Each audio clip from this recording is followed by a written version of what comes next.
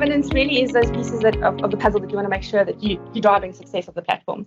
And so it's those key things for me is around time and space. So, people want to have more time in their day in order for them to be more productive. They want to make sure that you're keeping, as from an organizational level, you want to make sure you're keeping your data assets is the main thing that you want to, focus on. And so having those, yes. Are we good? So that's what the community is all about. I didn't get here without some help. Safeguarding those data assets. I think for me, the most important part is looking at that data strategy in terms of just not just knowing that you've got lots of information out there. You want to make sure that people are accessing the right information at the right time for the right reason. And so you want to have those processes in place that help manage any level of maker, get access to information, understand how they should be using the information, and how they can then utilize that information later on down the line and actually feed back into those data sources. So when I'm talking about makers, I'm not only talking about citizen developers, a productivity person who's trying to make a solution just for their personal selves, or also a pro developer. Even our IT admins, we're all interested in data. So you want to make sure that every level of person that we're talking to has got access to and understands where to find the correct source of information. It may today not be one source of information. It may be a roadmap that we work towards.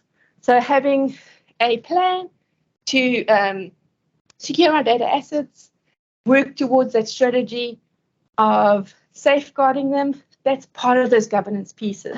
And that's also around the pieces of the governance platform that you want to do in terms of Power Apps, but it's also around the greater strategy around the organization, around where their data assets sit. So it's taking a look and being informed about data information. Cool. So providing a real safe space for makers. That for me is the key to any success of any platform. I think all of us have been there. We in a new city, in a new town, and all of a sudden those road markings turn from yellow to green. Now I haven't got a clue what they mean, but I still need to be able to interpret in order to safely guide my way down the road and make sure I'm staying on the right side of the road, or I'm not jaywalking, or I'm not in an unsafe space where I shouldn't be going. That there's like a no trespassing sign that I can't understand. We want to be able to make sure that our platform transcends those levels of understanding and shares that information with any level of maker. So creating a safe space. And when we create these safe spaces, we are also informing people. So make sure that they understand what the road markings mean, understand with a common language.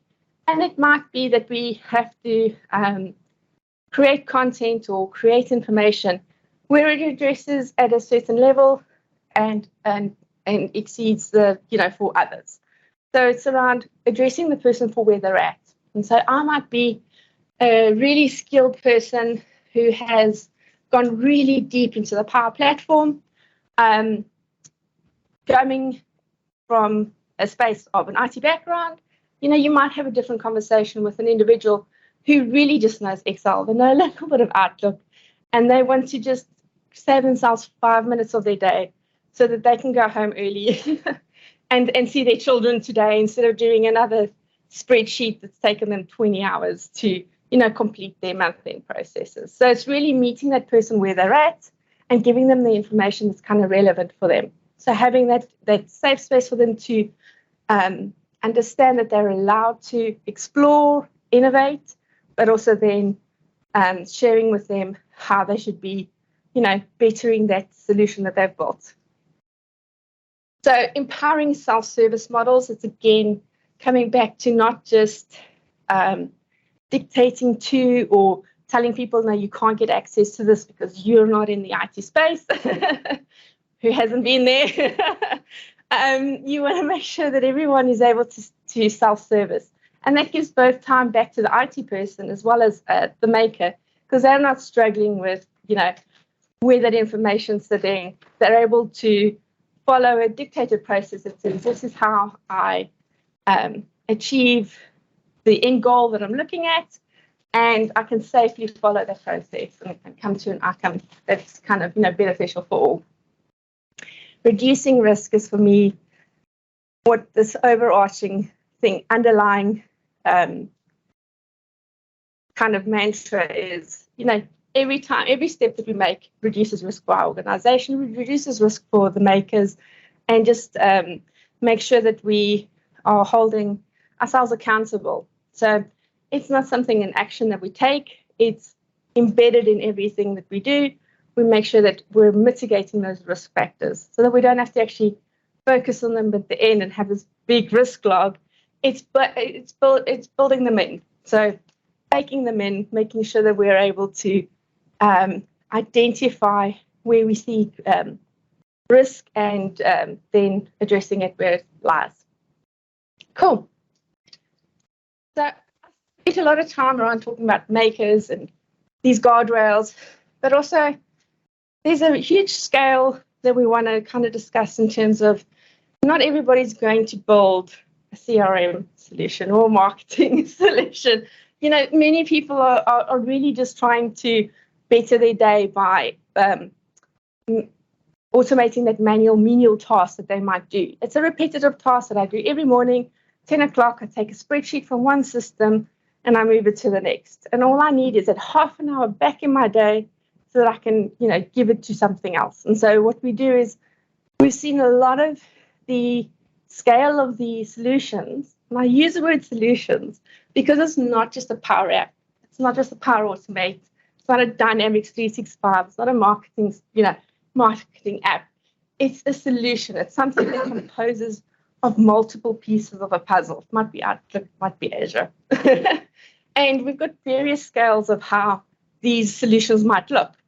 So we're seeing a lot in the productivity space. So we've got to make sure that when we're talking about guardrails and about these practices that we want to put in place, we apply the right level for the right level of the solution that we're talking about. So on a productivity scale, we're going to see a lot of those in our organization. We don't want every single person that's building a Power Automate workflow, that's moving their Excel document from their Outlook into their OneDrive, really bad example. You don't want them to come to IT and go, can I have approval to do this? So you want to make sure that you've got that governance that's meeting the person at the scale at which they're trying to solve their solution. So you also want to make sure that they're able to, as a maker who's not quite certain around, am I doing the right thing? Am I crossing a boundary? Have I hit a brick wall? Give them the right pathways so that they can scale up their governance or scale down where it's appropriate. And you really want to be able to identify those critical applications and make sure they're the ones that we pay most attention to in terms of risk, in terms of governance, and bed those solutions down. So it's around finding the scale and finding that level that you want to apply the right kind of governance to. I think I'm going to pause here. Is there anything that kind of resonates with anyone, questions that you might have? Cool. Anybody deployed the Center of Excellence? Governance? Done that? No. You have. Right. Cool. So actually leads quite nicely into the next part of this. And that's planning yourself a roadmap for what you want the thing to look like. What is the aim? What is the goal that you want your governance to kind of achieve? Where is it that we're going? And this doesn't have to look like one scale fits all. Every organization is going to look different. Everyone's going to have a different focus at a different point in time. So when we're dealing with early adopters, they may have a different conundrum that they need to solve versus people who are just recently getting started. You're going to have to scale or change up the plan to kind of meet the need that you're working with. So really for me, it's around being curious. As a governance in person, as an IT admin, as a maker, be curious. So here you want to make sure that your governance kind of follows a really key path where you identify what the strategy is, where do you want, what's your aim goal, where do you want to get to, and you want to make sure that you reach out to specialists. Who are those specialists around you that you can kind of hook into? Who are your friends? Who are those people that you can, bounce some ideas off of, understand what their lessons are learned, that they've kind of, learned along the way, that they've implemented. And you might reach out to Microsoft, you might reach out to a third-party vendor, you might reach out to someone internally. It really does depend on who you have around you that you want to kind of leverage. And there's a lot of documentation out there. You want to find the bits of information that's really key to you at that point in time. Tenant settings for me is the first place or first point of call. Make sure that you go and understand what your tenant settings are for the Power Platform. Sitting outside of your tenant Azure settings, you want to come into the Power Platform Admin Center. Understand from an environment level, understand from the platform level what all those settings are, so that you can make informed decisions right off the onset and not have this lag that you want to kind of later on come and fix. You can actually fix them up front. So take a look at those, toggle the switches, turn the things on and off, but know what they are and ask questions. So is this something that I should turn on? Sometimes the answer is actually yes. Don't be afraid to turn some of them on, but based on an organization's level, they may actually decide to turn things off. Center of Excellence is for me, the toolkit is for me that real key deployment that I would do every day of the week.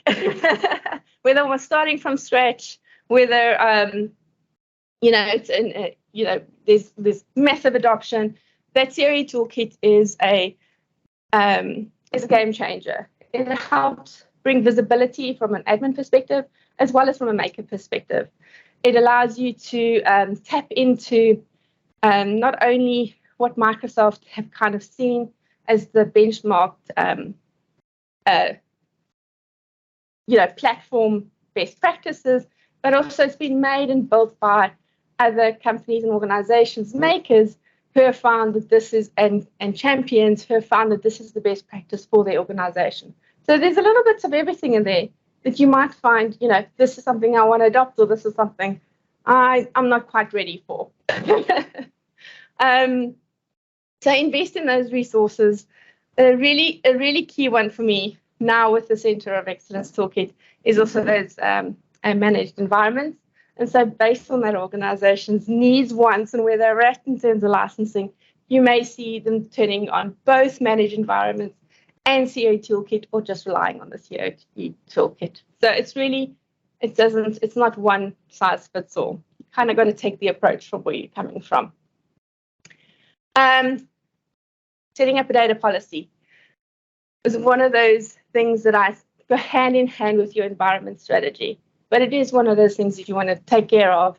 Make sure that you understand it's a must look at, and then revisit as time goes on. So DLP policies are the first step. Once you've kind of addressed where you're going, what those tenant settings are, those data policies are the next step that you want to get into, evolve, understand where your organization's at and what they want to allow and open up. And for me, because governance is nothing without people using it. So communicate with your makers. They don't necessarily need to know everything that you're doing, but they need to know how it impacts them. So if you're going to change that road sign from a green road sign to red, they kind of got to know why you're doing it. Why yesterday it was green, today it's red. It's a change for them, and they need to know why it's there. What is the impact on their existing walking path to work? Now they can't come this way anymore. So it's really around having that open communication in a way and forum for you to inform them in a friendly manner and a non kind of intrusive way for them to understand where something impacts them or not.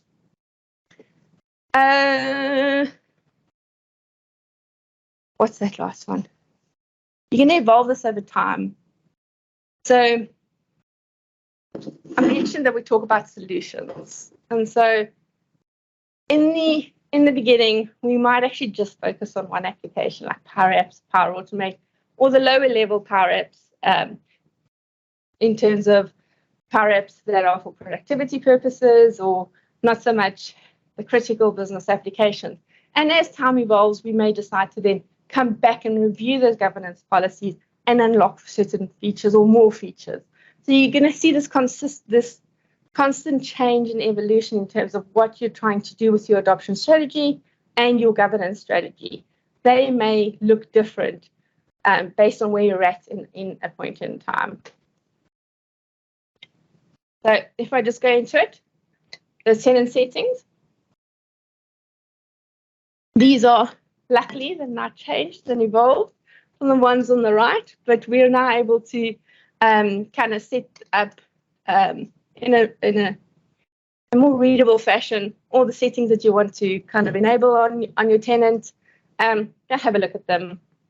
I'm not going to test out a demo on this one, but it's really around making sure that if you're looking at environments, who can make those environments? If you're looking at a license allocation, you want to set those up so that it's applicable to your organization. Typically, you'd set those up so that it's at a IT level, IT level rather than at a maker level, but that might be different based on the point that you're coming from. Governance policies, 3 tips that I kind of start with as my base before re-looking at those data loss prevention policies is really around making sure that I've got one policy that is catching all of the environments at the onset. And so it's not around locking down environments and making sure that there's only one environment to do something in. It's more around allowing people to explore safely and having a policy that then applies to a restrictive policy that applies to those environments so that we are kind of classifying what information we want to allow people to access and distribute in these safe spaces. So I have one where you have blocked as default, you set it up as a tenant-wide policy, and then evolve those policies so they align to your environment strategy. So you might have one, the default one kind of catches all. Your default space is usually the space where you want to make sure that makers can explore freely, but you don't want them to connect to enterprise level data. So you're going to lock that down, allow simple Office 365 SharePoint information in the space, and have a separate policy where you break it out and you kind of increase that level of security and have a really nice, beautiful process where people can come and go, I would now like to actually explore more of this platform and evolve into that next level. So they come to you and you're having an open discussion and kind of exploring where they're trying to get to. Yes, sir. Yeah. A question from the chat. Yes, please do. Please do. So George, CCL, and he asks about any thoughts on the new managed environments capability recently announced from a governance perspective? Is it like a potential replacement for this? Down the track, so really down the track. So I think for me, from a managed environment perspective, that richness and that goodness that the CAE offers, are some of those features are slowly being triggered and pulled into into managed environments. Managed environments, you gotta have all in on licensing, and so it's maybe a barrier entry for some of us in the beginning. It may be something that we look at in the future. So it does really depend on the organization and their strategy. And so if we're all in, I wouldn't forego the COE toolkit just yet. Manage the COE for you. That's how I read it. They manage this, so they. You won't lose the COE in a managed environment. It's just they give you the data. They're doing it for you. They're doing it for you. So they're kind of taking you through these steps that we are leading you down the path of. So they're making it easier for you to not have to plot it out and understand it. They're leading you down that path. So they're identifying the key things that you might do in the beginning of a process or establishing a new organization. And so the DLP policy that I just spoke about, that's one of the first things that in that managed environment, they're asking you to set up. How do you set it up? And they're giving you best practice on it. And so along with managed environments, you're also getting tenant level analytics, which has always been the reason why we look at the COE toolkit, is because we wanted to have those tenant level analytics. So they, slowly we're seeing, I want to say very slowly, because it's actually going quite fast. We're seeing these bits and pieces coming into the platform, coming into the admin center. And we got to make sure that we are kind of understanding what's the future roadmap look like. So you might spend a lot of time deploying it the first time, and you might then decide where is the best time or my effort spent in. Is it actually, not taking the COE any further in those steps, or actually, you know what, I see a lot of richness in there and I want to evolve it over time. Yes, playing with your answers. Well, I hope I'm right. No, so what we just had is just basically about it being full of the communities help drive the set of excellence, but allow Microsoft to kind of wait, figure out what we need maybe, but you can't see that replacing it properly. I would agree with that. Nurture. So around that adoption piece, you cannot forget that we want to make sure that we've got those safe spaces. And so nurturing is really around making sure that we have success as an organization, as well as driving adoption and innovation. So I will have really fond memories, and I cannot think of anyone who hasn't participated in an innovation event that didn't find that that event has changed the way that they looked at the way that they do work, the way that they do think about a problem or a challenge. And so those innovative spaces are where we grow as people within an organization and build those team bonds. So for me, driving innovation is around making sure that we are actually giving back to people what gets back to the organization. So it's around setting up and not just thinking I'm here to do, work every day. It's also about contributing to a bigger picture. So that clear direction is what we want to make sure is imparted to a maker, imparted to a pro developer, imparted to IT, wherever we're at. We're all talking and singing from the same hymn book. We all know that the platform is something that we're in, we're going to adopt, we're going to take it further, and we want to explore more in. But where we want to take heed of or notice, we might, stay clear of or leave for another chapter to take into deeper detail. So it's those boundaries that we're setting in terms of just, go down this path. We're going to come back to this. We're just not ready yet. So sometimes it's also okay to say, we're not quite ready to look at that, but we're going to look at it. So we're not forgetting about it, but we're going to make sure that we're focusing on our quick wins, our low-hanging fruit, where we can find the most value today because we've invested in the platform. Again, a nice nurturing little roadmap that we might want to set down or set on a path down is it's taking those bits and pieces of toolkits that are out there and, kind of putting them in play. So for me, I would do it time and time again. It's looking at that one central place where I could find information. So I'm really excited when I heard that as a collaborative community they put together the Power Platform Hub. It's a, the quick start into one space where I can start my journey as an internal maker. We want to find information, because the last thing we want to do is we want to have all these people with all these rich ideas and they don't know what to do with it. So there's all this information out there.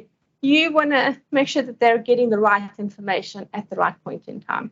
So that Power Platform Hub is a nice kit that you can deploy within your organization and then feed into it the information that's relevant for your makers. So it's not just makers, your pro devs, your citizen devs. On that hub, you're going to talk about training. And so that might look different based on your organization's needs, your organization's wants. But really, it's we recommend this internal training if there is any. And sometimes it's just these are the external training that we really advocate for. So there's nothing that I have not learned from the Microsoft Learn site. I think it's a really useful resource to get information from, and it's evolving as much as the platform is evolving.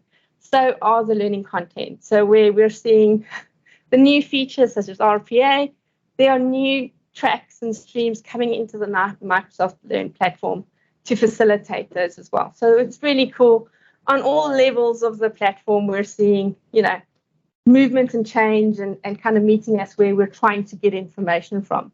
So in terms of training, you want to make sure that people know where they can go. Maybe there's a nuance with your organization that you don't want to influence an external party on. So you might want them to go down SharePoint, the SharePoint route. And so you want to have that real guided tour that says, these are the training patterns, we will facilitate that.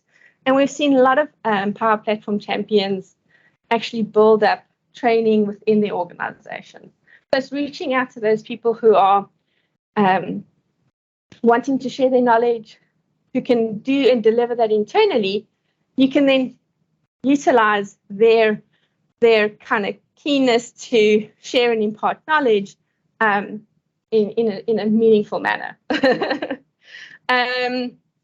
Forums, much like these are the most important things for me. It's about communicating with people who are like-minded, who might know. I knew nothing about dynamics marketing, but it is something that I have time and time again. The issue or the business problem, I've heard it more than once, but I never really thought around how I could solve for that. I've heard many different ways on how to solve for it, namely the Power Apps and Power Automate. And so you really want to make sure that people understand where they can go to get help.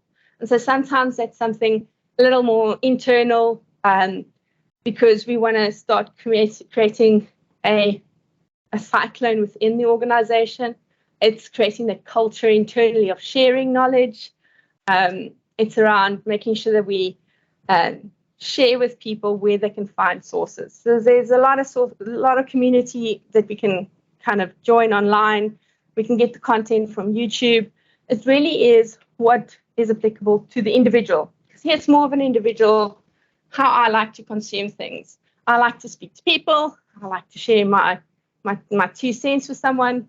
Or perhaps I'm more, introverted. I prefer a YouTube video or a blog. So it's really around making sure that when there's a lot of this information, helping people find those. So helping a maker, helping a developer find the right source of information to guide them down the track that they're trying to go to. This is like just the tip of the iceberg in terms of adoption.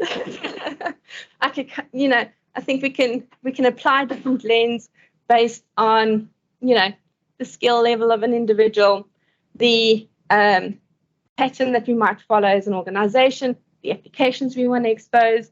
It really is a little bit of what do we want to do and what are those key things that we want to do in the beginning of our journey, middle part of our journey, and as we go forward.